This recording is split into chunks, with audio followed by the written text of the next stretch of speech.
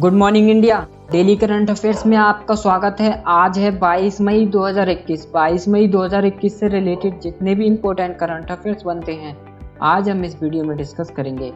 आइए चलते हैं आज के मोटिवेशनल कोट की तरफ। किसी के पैरों में गिरकर कामयाबी पाने से बेहतर है अपने पैरों पर चलकर कुछ बनने की ठान लो। आइए इसी के साथ चलते हैं आज के हमारे पहले प्रश्न की तरफ। आज का हमारा पहला प्रश्न है, हाल ही में किसने एसबी एनर्जी इंडिया का 3.5 अरब डॉलर में अधिग्रहण किया है? तो हाल ही में अडानी ग्रीन एनर्जी लिमिटेड ने एसबी एनर्जी इंडिया का 3.5 अरब डॉलर में अधिग्रहण किया है, यानी कि इसका ऑप्शन नंबर ए सही हो जाएगा। आइए चलते हैं इसके इम्पोर्टेंट फैक्ट की तरफ। अडानी ग्रीन एनर्जी लिमिटेड की स्थापना 2015 में हुई थी। इसका मुख्यालय अहमदाबाद में स्थित है। इसके एमडी और सीईओ कौन है? विनीत एस जैन। आइए चलते हैं इसी के साथ अपने अगले प्रश्न की तरफ। आज का हमारा अगला प्रश्न है, 19 मई 2021 को किन दो देशों ने अपनी सबसे बड़ी परमाणु ऊर्जा परियोजना का आधारशिला रखी है? तो 19 मई 2021 को दो देशों यानी चीन और रूस ने अपने सबसे बड़ी परमाणु ऊर्जा परियोजना की आधारशिला रखी है, यानी कि इसका ऑप्शन नंबर बी सही हो जाएगा। आइए चलते हैं इसके इम्पोर्टेंट फैक्ट की तरफ। रूस चीन में जिन परमाणु ऊर्जा संयंत्रों का निर्माण कर रहा है उनके नाम तियानबन परमाणु ऊर्जा संयंत्र और सुदाकू परमाणु ऊर्जा संयंत्र हैं।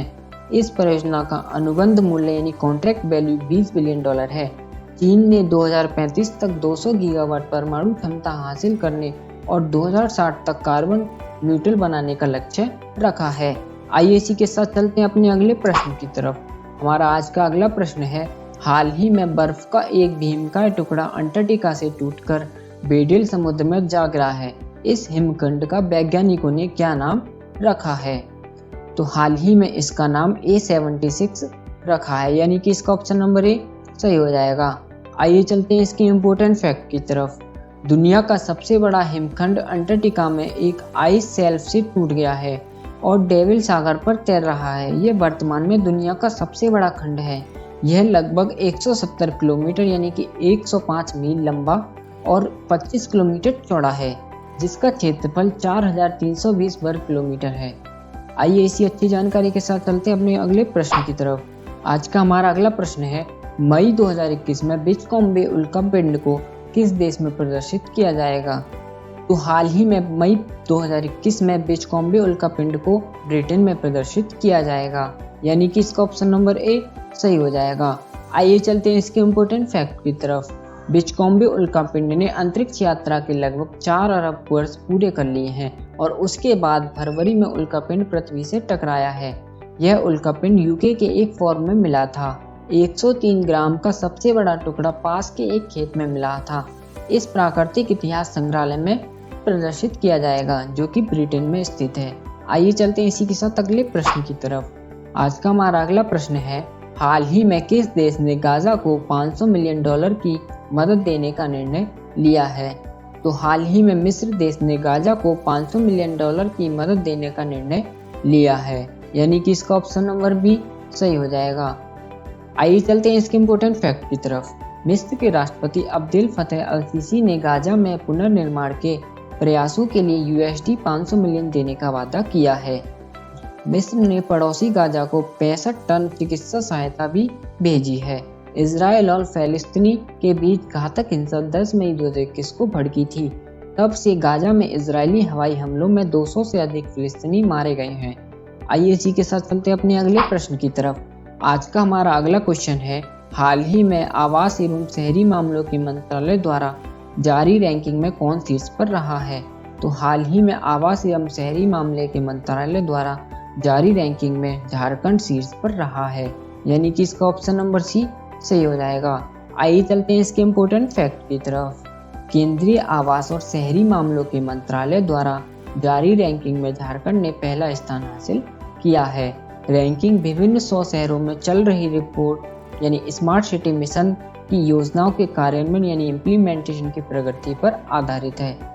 झारखंड की राजधानी रांची 100 शहरों में चल रही मिशन योजनाओं की प्रगति के मामले में 12वें स्थान पर पहुंच गई है। आइए इसी के साथ चलते हैं अपने अगले प्रश्न की तरफ। आज का हमारा अगला प्रश्न है, हाल ही में एशिया प्रशांत में दूसरा सबसे बड़ा बीमा प्रौद्योगिकी बाजार कौन सा बना है। तो हाल ही में एशिया प्रशांत में दूसरा सबसे बड़ा बीमा प्रौद्योगिकी बाजार भारत बन गया है, यानी कि इसका ऑप्शन नंबर सी सही हो जाएगा। आइए इसी के साथ चलते हैं इसके इम्पोर्टेंट फैक्ट की तरफ। एशिया प्रशांत में दूसरा सबसे बड़ा बीमा प्रौद्योगिकी बाजार है।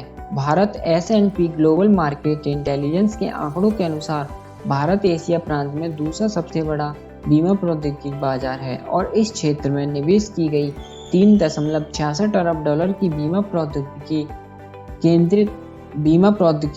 केंद्रित उद्यम पूंजी यानी institute technology focused venture capital का 35% हिस्सा है। आइए इसी के साथ चलते हैं अपने अगले प्रश्न की तरफ। हमारा अगला प्रश्न है, हाल ही में किस राज्य ने अस्पताल के बिस्तरों की ऑनलाइन बुकिंग के लिए अमृत वाहिनी ऐप लॉन्च किया है? तो हाल ही में झारखंड राज्य ने अस्पताल के बिस्तरों की ऑनलाइन बुकिंग के लिए अमृत वाहिनी ऐप लॉन्च किया है, यानी कि इसका ऑप्शन नंबर बी सही हो जाएगा। आइए चलते हैं इसके इम्पोर्टेंट फैक्ट की तरफ। झारखंड ने अस्पताल के बिस्तरों की ऑनलाइन बुकिंग के लिए अमृत वाहिनी ऐप लॉन्च किया है। झारखंड में कोरोना के मरीज सीएम हेमंत सोरेन द्वारा लॉन्च किए गए अमृत वाहिनी ऐप के जरिए अस्पताल के बिस्तर ऑनलाइन बुक कर सकते हैं। आइए इसी के साथ चलते हैं अपने अगले प्रश्न की तरफ। हमारा अगला प्रश्न है, एक नए अध्ययन के अनुसार अंटार्कटिका किस वर्ष तक जलवायु परिवर्तन बिंदु पर पहुंच जाएगा? तो हाल ही में एक नए अध्ययन के अनुसार अंटार्कटिका 2060 वर्ष तक जलवायु परिवर्तन बिंदु पर पहुंच जाएगा, यानी कि इसका ऑप्शन नंबर सी सही हो जाएगा। आइए चलते हैं इसके इम्पोर्टेंट फैक्ट की तरफ। वर्तमान में दुनिया मौजूदा नीतियों और वैश्विक ग्रीन हाउस उत्सर्जन दर के साथ 2 डिग्री सेल्सियस से अधिक होने की राह पर है। पेरिस समझौते के लक्ष्यों को पूरा करने वाले देश समुद्र के बढ़ते स्तर की तेजी से कम करने का एक तरीका है। आइए इसी के साथ चलते हैं अपने अगले प्रश्न की तरफ। जुलाई 2021 में श्रीलंका दौरे के दौरान टीम इंडिया का हेड कोच किसे नियुक्त किया गया है? तो हाल ही में इंडिया का हेड कोच राहुल द्रविड़ को नियुक्त किया गया है, यानी कि इसका ऑप्शन नंबर भी सही हो जाएगा। आइए चलते हैं इसके इम्पोर्टेंट फैक्ट की तरफ। 2014 में इंग्लैंड दौरे के दौरान टीम के साथ बल्लेबाजी सलाहकार के रूप में काम करने के बाद भारतीय टीम के साथ यह द्रविड़ का दूसरा कार्यकाल होगा। भारत को 13 से 27 जुलाई के बीच श्रीलंका में 3 T20 और 3 वनडे खेलने हैं। आइए इसी के साथ चलते हैं अपने अगले प्रश्न की तरफ।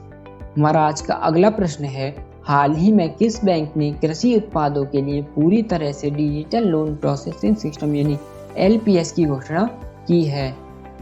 तो हाल ही में IDBI बैंक ने कृषि उत्पादकों के लिए पूरी तरह से डिजिटल लोन प्रोसेसिंग सिस्टम की घोषणा की है, यानी कि इसका ऑप्शन नंबर डी सही हो जाएगा। आइए चलते हैं इसके इम्पोर्टेंट फैक्ट की तरफ। IDBI बैंक की नई स्वचालित प्रणाली के साथ MSME कृषि ऋणों को तेजी से संसाधित किया जाएगा। IDBI बैंक लिमिटेड ने बुधवार को एक डिजिटल ऋण प्रसंस्करण प्रणाली की घोषणा की है। इसके सूक्ष्म और लघु उद्यमों और कृषि उत्पादों के लिए ऋण प्रसंस्करण प्रणाली में कुछ 50 से अधिक उत्पाद लाइनें होंगी। आइए इसी के साथ चलते हैं अपने अगले प्रश्न की तरफ। हमारा अगला प्रश्न है, हाल ही में सतपुड़ा टाइगर रिजर्व, जिसे भारत की यूनेस्को की विश्व धरोहर स्थलों की अस्थायी सूची में जोड़ा गया है, यह किस राज्य में स्थित है? तो यह मध्य प्रदेश राज्य में स्थित है, यानी कि इसका ऑप्शन नंबर ए सही हो जाएगा। आइए चलते हैं इसकी इम्पोर्टेंट फैक्ट की तरफ। सतपुड़ा टाइगर रिजर्व के नए प्रमुख आकर्षण पांडव गुफाएं, धूपगढ़ चोटी, डेनवा बैकवाटर और रॉक पेंटिंग है। डेनवा बैकवाटर डेनवा नदी पर बने बांध द्वारा निर्मित जलाशय हैं। आइए इसी के साथ चलते हैं अपने अगले प्रश्न की तरफ। हमारा आज का अगला प्रश्न है, 21 मई को हर साल कौन सा दिवस मनाया जाता है? तो हर साल 21 मई को विश्व सांस्कृतिक विविधता दिवस मनाया जाता है, यानी कि इसका ऑप्शन नंबर ए सही हो जाएगा। आइए चलते हैं इसके इम्पोर्टेंट फैक्ट की तरफ। सांस्कृतिक वस्तुओं और सेवाओं के संतुलित प्रवाह को प्राप्त करना और कलाकारों और सांस्कृतिक पेशेवरों की गतिशीलता में वृद्धि करना है। सतत विकास ढांचे में संस्कृति की एकीकृत करना, मानव अधिकारों और मौलिक स्वतंत्रता को बढ़ावा देना है। आइए इसी के साथ चलते हैं अपने अगले प्रश्न की तरफ। आज का हमारा अगला प्रश्न है, हाल ही में 21 मई 2021 को सेवा मुक्त कर दिया गया है।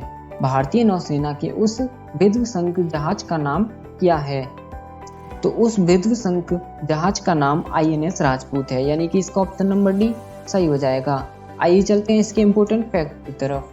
41 वर्षों की सेवा के बाद भारतीय नौसेना का पहला विध्वंसक INS राजपूत 21 मई 2021 को सेवा मुक्त किया गया है।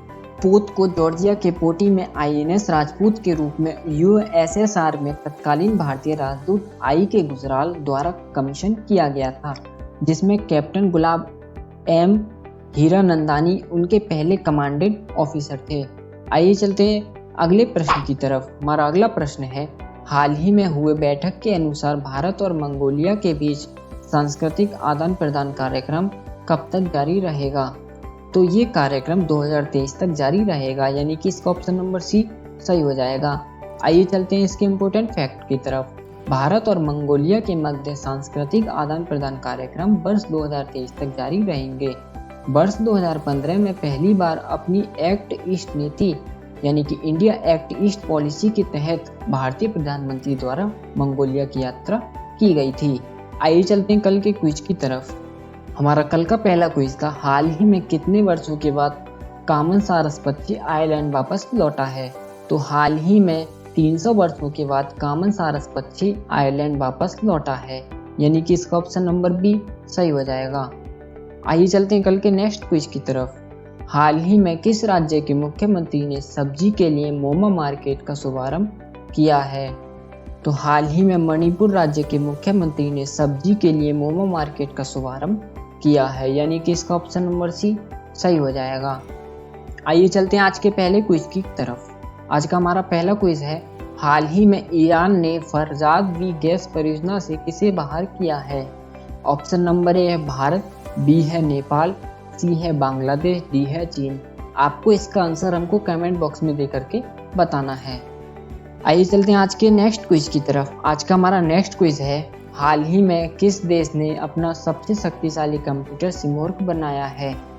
ऑप्शन नंबर ए है फ्रांस, बी है ईरान, सी है जापान और डी है चीन। आपको इसका भी आंसर हमको कमेंट बॉक्स में दे करके बताना है। थैंक यू, आज के लिए बस इतना ही। आप हमारे डिस्क्रिप्शन में जाकर के 30+ करंट अफेयर की PDF डाउनलोड कर सकते हैं। If you like our video then subscribe our channel and press the bell icon.